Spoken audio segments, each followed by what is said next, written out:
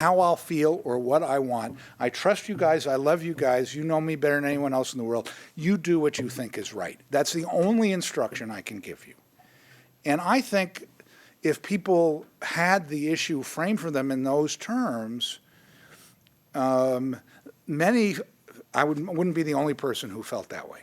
So maybe instead of talking about advanced directives or pulse, maybe what we have to talk about is really thinking what we mean by surrogacy and surrogate decision making, really clarifying the law on some of that and really educating the public on some of that. Because that's what it comes down to the extent that anyone other than a doctor is making the decision. 9 times out of 10, even when people have advanced directives, that's what it comes down to. And so I would focus my efforts there more than on patient-determined advanced directives, because there are so many instances I've seen in which by the time the patient is in the situation requiring an advanced directive, what they wanted, thought, knew, believed when they filled out the form is out the window. How much time? Yeah. Bob Griss with the Institute of Social Medicine and Community Health. Could you say a few words about social programming and meaningful social programming to people with chronic and advanced medical conditions, and how to regulate that in a medical facility?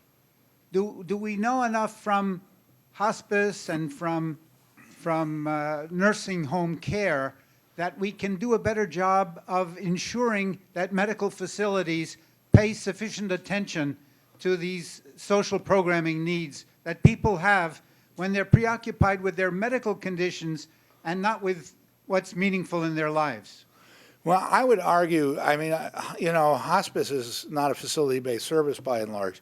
I would argue that nursing homes probably do a better job of trying to pay attention to some of those issues than is done on behalf of isolated people getting home and community-based services in many, many instances. And again, given the growing proportion of all nursing home residents who are significantly cognitively impaired in one way or another, it's sort of less and less relevant. But there is, it's a whole other story, and our enthusiasm for moving everybody with advanced illness out of institutions into home and community-based settings, which is basically a good thing, but we've forgotten to pay any attention to what actually goes on in those settings. And a lot of people are sort of very isolated, very cut off from potential sources of satisfaction in their life.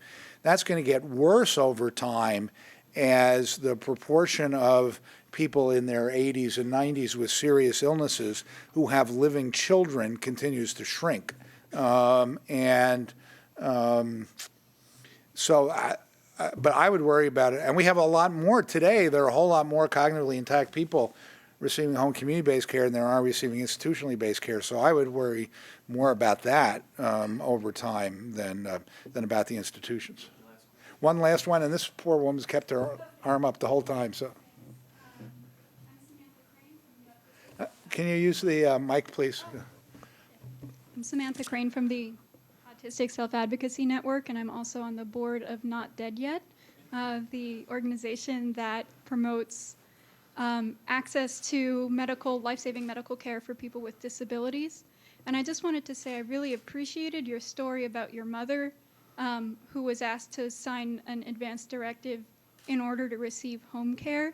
And we see a lot of people with chronic disabilities who will often face a situation where they're asked to sign a do not resuscitate, or they're not informed of more aggressive treatment options for temporary illnesses, or might even be sort of advised not to seek aggressive treatment that they want.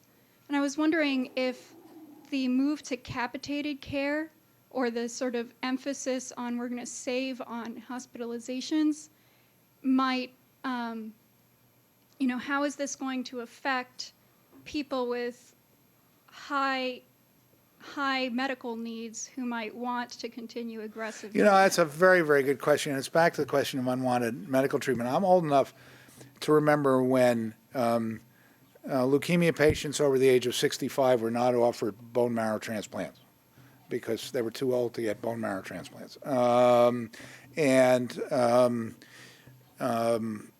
I remember personally worrying a great deal in the mid-90s about the explosive growth in the number of knee replacements being done on Medicare beneficiaries, and wondering if that was really an appropriate way to spend money.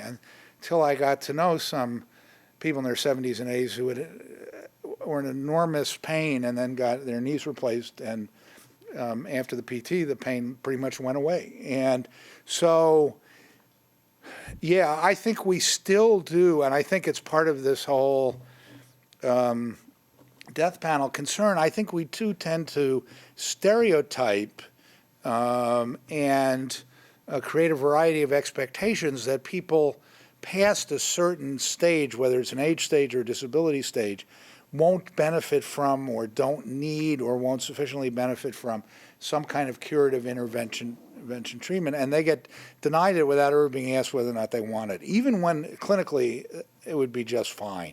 And I think that is a continuing problem, and it's interesting because, and it's to me one of the great sort of mysteries of health policy at the moment, and all these questions.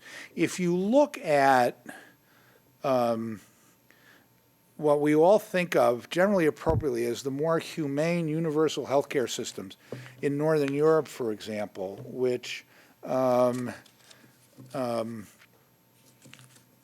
older populations than we do in the United States, in fact, and all of which have much higher utilization of physician visits, of office visits, of other kinds of services, prescription drugs and so forth, than we do.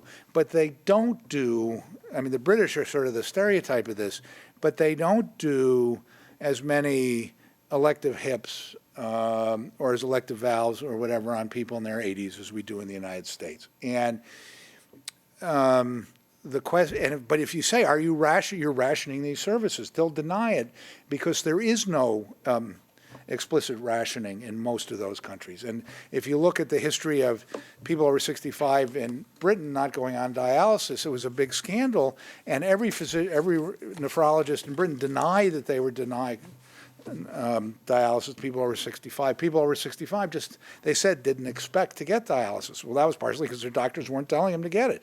But of course, we're dialyzing in the United States a lot of terminally ill 90-year-olds, which is a scandal of its own. But and I don't really know what kind of implicit rationing and what kind of social rationing. But there really is an issue of expectations, and an issue of what cultural mores about what's appropriate and what isn't. And part of the issue in the United States, yeah, we overtreat people, yeah, they're avaricious physicians, but part of the issue as well is, and it's less, in my experience, the patients themselves than their kids. We have convinced people that if only they find the right doctor at the right medical center, they can cure anything. That's not the case. And so the interplay of all of these issues, that would be a great subject for one of your future lunches if you find somebody who knows what he's talking about, of sort of the interaction between social expectations, how clinicians react to them or share in them, and how that affects the care people get or don't get, I think is a really interesting, really hard question. So, good place to end.